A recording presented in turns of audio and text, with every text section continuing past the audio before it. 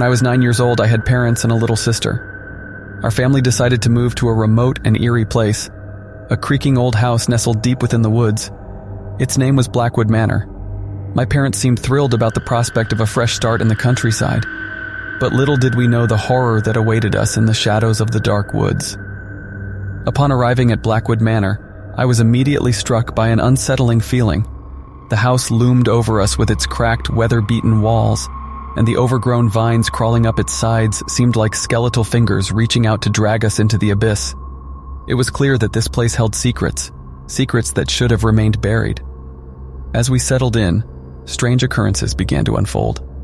I would hear faint whispers in the dead of night, and chilling drafts would sweep through the house. At times, I felt as though unseen eyes were watching me from the darkness. My parents brushed off my fears as mere imagination, but I knew there was something sinister lurking within those decaying walls. One evening, as the sun dipped below the horizon, the unsettling events escalated. I heard a blood-curdling scream pierce through the night air, but when I rushed to my little sister's room, she was fast asleep, undisturbed. I was certain I had heard her cry out for help. Fear took hold of my heart, and I started questioning my sanity. As days turned into weeks, the terror escalated. Objects moved on their own, doors slammed shut without warning, and eerie apparitions flickered in the corners of my vision. The once welcoming woods now seemed like a labyrinth of malevolent shadows, waiting to consume anyone who dared venture too close. With each passing night, I dreaded sleep. Nightmares plagued me, vivid and horrifying visions of a dark presence tormenting my family. I couldn't escape the feeling that something was slowly closing in, waiting for the right moment to strike. I knew I had to uncover the truth behind Blackwood Manor's haunting. Desperate to find answers, I began delving into the house's history. Locals spoke of a tragic tale surrounding the former owners, a family who mysteriously disappeared without a trace. Rumors circulated about a malevolent force that had taken hold of the place, cursing anyone who dared to call it home. Through old newspapers and weathered journals, I pieced together a chilling tale of betrayal, vengeance, and lost souls trapped in the purgatory of Blackwood Manor. It seemed that the spirits of the past were seeking retribution, and my family had unknowingly become entangled in their eternal torment. Determined to free my family from this curse, I sought the help of a local historian who knew the secrets of the woods. Together, we embarked on a perilous journey to lift the dark veil that shrouded Blackwood Manor. Armed with ancient incantations and blessed artifacts, we confronted the malevolence that dwelled within. As we ventured deeper into the heart of darkness, the spirit's malevolence intensified. Shadows danced menacingly around us, and bone-chilling cries echoed through the woods. We stood firm, wielding our faith as a shield against the encroaching darkness. Finally, we reached the heart of the haunting, the forgotten graves of the once trapped souls. With trepidation, we performed the ancient ritual to release their spirits from the clutches of Blackwood Manor. The earth trembled beneath us as the souls found their peace, and an eerie calm settled over the woods. With the curse broken, Blackwood Manor stood silent, its haunting presence banished to the realm of the forgotten. My family and I could finally breathe easy, knowing that the horrors we had endured were behind us. Years have passed since that fateful night, and my family has moved on to a peaceful life. However, I will never forget the chilling horrors of Blackwood Manor and the harrowing journey that unfolded before me.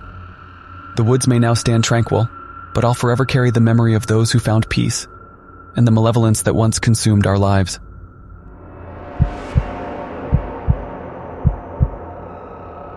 It was a quaint little house that my wife Sarah and I called home.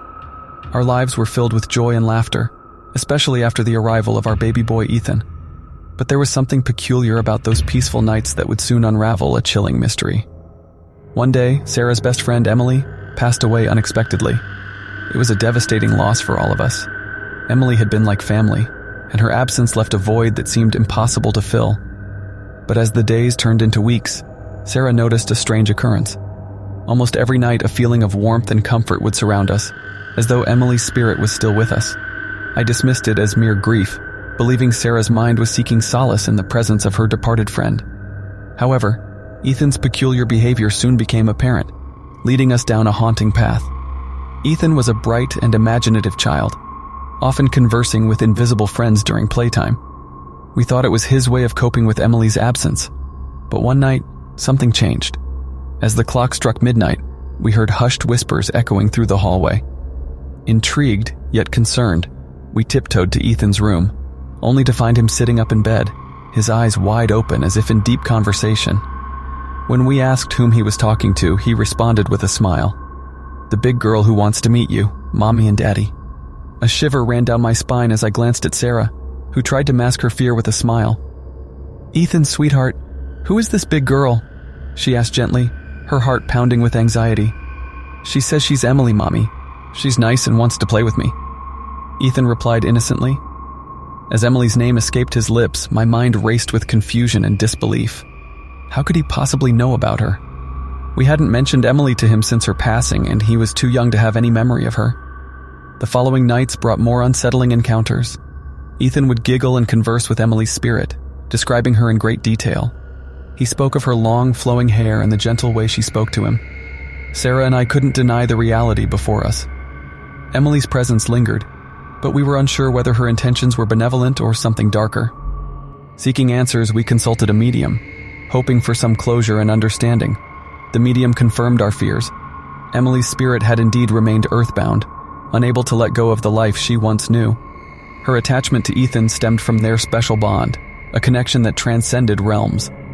Fearful yet determined, we decided to help Emily find peace. Together, with the medium's guidance, we conducted a seance, inviting Emily to communicate with us one last time. As the candles flickered, an ethereal presence enveloped the room. Emily's voice resonated softly, expressing her love for us and her longing for the life she once had. It was heart-wrenching to hear her voice once more, but it was time to let her go.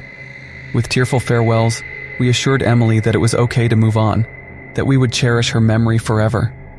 A sense of tranquility washed over us, as though Emily's spirit finally found the peace it sought. The nights grew quieter, and Ethan's imaginary friend gradually faded away. Years have passed since that haunting chapter of our lives. Emily's memory lives on in our hearts, and we cherish the bond Ethan shared with her, even if it defied all understanding. Our little boy has grown, but he still recalls the whispers of the big girl who graced his nights. In the end, we learned that love transcends the boundaries of life and death.